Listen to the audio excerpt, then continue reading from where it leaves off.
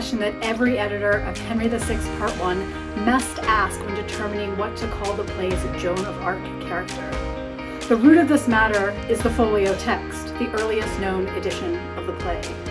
In speech prefixes and dialogue, the Folio prints variously Joan, Pucell, which in French means both virgin and whore, and Puzel with a Z, in which we hear both puzzle and pizzle, an early modern term for a bull's genitalia, and which was used in English as slang for prostitute.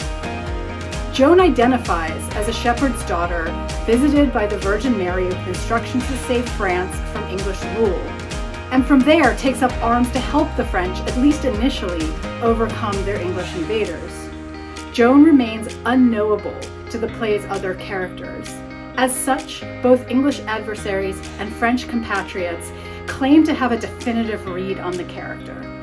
Joan is a virgin destined to save France. Joan is a witch sent to doom France. Joan is an emasculating harpy in men's clothing. Joan is a shape-shifting mercenary. Within the fiction of the play, however, Joan's identity is ever in flux.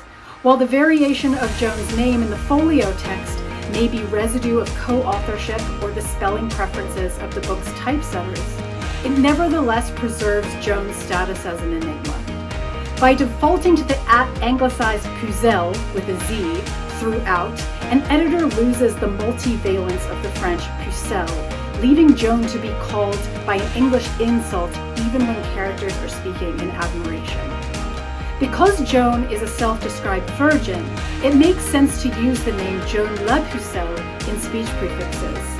Pucelle aligns the character with a persona and a set of activities that are assuredly both and rather than either or. Of course, in instances where the dialogue demands the slur Puzel, that is where other characters are insulting Joan, it should be retained. In the end, Joan does not need to be repeatedly called Puzel with its further implication of puzzle to present a version of the play that invites us to challenge assumptions about identity, gender, and power, or to fully recognize the character's role in the play's dramatization of war and politics.